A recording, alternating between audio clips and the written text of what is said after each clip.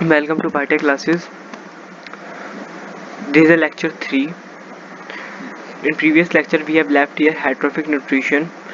We will discuss the subtopics of heterotrophic nutrition, that is holozoic nutrition, saprophytic nutrition, parasitic nutrition in next lecture. Now today we'll discuss nutrition in amoeba. These are these are process of nutrition in amoeba occurs in 5 steps. जो amoeba में जो nutrition का process है वो 5 steps में होता है. We will discuss these all 5 steps in the next slide. Amoeba is unicellular omnivorous organism. ये यूनिसेलुलर omnivorous organism है. It has no specialized organs. इसके पास कोई specialized organ नहीं है. The mode of nutrition in amoeba is holozoic.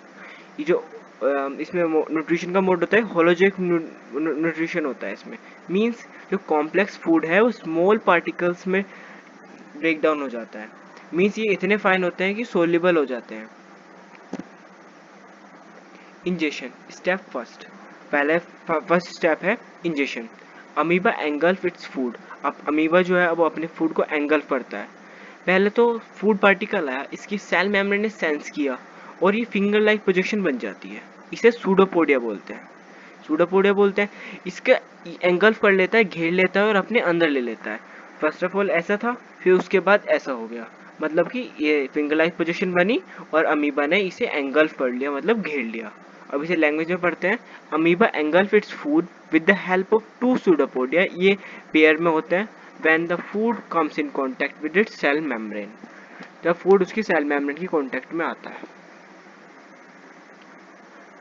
Next step is digestion.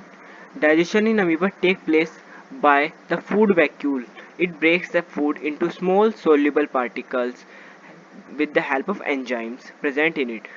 Amoeba में food vacuoles होते हैं. Food vacuoles जो फूड पार्टिकल्स अंदर आ चुका है इसे एंजाइम्स की मदद में स्मॉल पार्टिकल्स में तोड़ देंगे. ये पार्टिकल इतने मॉलिक्यूल्स इतने स्मॉल होंगे, इतने टिनी होंगे कि इसमें सोल्यूबल हो जाएंगे. मतलब साइटोप्लाज्म में ये स्मॉल पार्टिकल्स सोल्यूबल हो जाएंगे. फूड इंजेक्शन हुआ, उसके बाद फूड वैक्यूल्स ने अटैक करा और इसे स्मॉल पार्टिकल्स में तोड़ दिया. ये स्मॉल पार्टिकल सोल्यूबल हैं. ये इसका न्यूक्लियस है अमीबा का. The third process absorption. अब वे स्मॉल पार्टिकल्स इसमें घुल जाएगा. घुलने के बाद वो साइटोप्लाज्म में उस सोल्यूबल मॉलिक्यूल्स को एब्जॉर्ब कर लेगा. Now these small molecules get absorbed by the cytoplasm of amoeba. amoeba के साइटोप्लाज्म के द्वारा ये small soluble particles molecules absorb कर लिए जाएंगे. अब एब्जॉर्ब ये पूरा प्रोसेस कर किस लिए है? एनर्जी ड्राइव करने के लिए, अपनी ग्रोथ के लिए. तो एसिमिलेशन प्रोसेस होगा उसके बाद. The absorbed food is assimilated by amoeba to drive the energy for its growth. अपनी एनर्जी अपनी ग्रोथ के लिए अमीबा एनर्जी यूटिलाइज करेगा. किससे? उस एब्जॉर्ब्ड फूड पार्टिकल से अपनी एनर्जी ड्राइव करेगा. अब इस पूरे प्रोसेस में कुछ पार्टिकल्स ऐसे भी होंगे जो अनडाइजेस्टेड होंगे, जो जिन पर इसके फूड वैक्यूल्स अटैक नहीं कर पाए.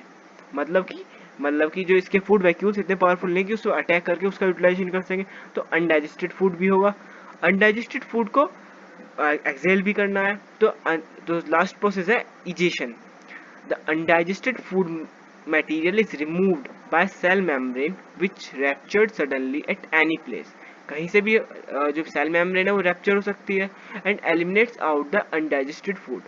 अनडाइजेस्टेड फूड इसके अंदर है, कहीं से भी सेल मेम्ब्रेन रैप्चर होगी, मतलब कि कहीं से भी ब्रेक डाउन हो जाएगा सेल मेम्ब्रेन में और सारा अनडाइजेस्ट फूड एलिमिनेट्स आउट, मतलब कि सारा अनडाइजेस्टेड फूड बाहर निकल जाएगा अमीबा से. तो इसमें कितने प्रोसेस पढ़े हमने? इंजेक्शन, फूड अंदर की तरफ आया, सूडोपोडिया ने इसे घेर लिया. हम कीवर्ड से अंडरलाइन करते हैं.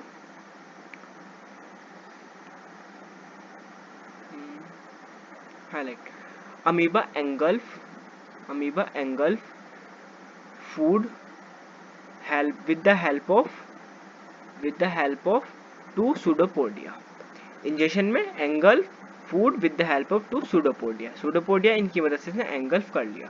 उसके बाद digestion in amoeba take place. Enzymes के थ्रू होगा, इसका ब्रेक डाउन होगा. It breaks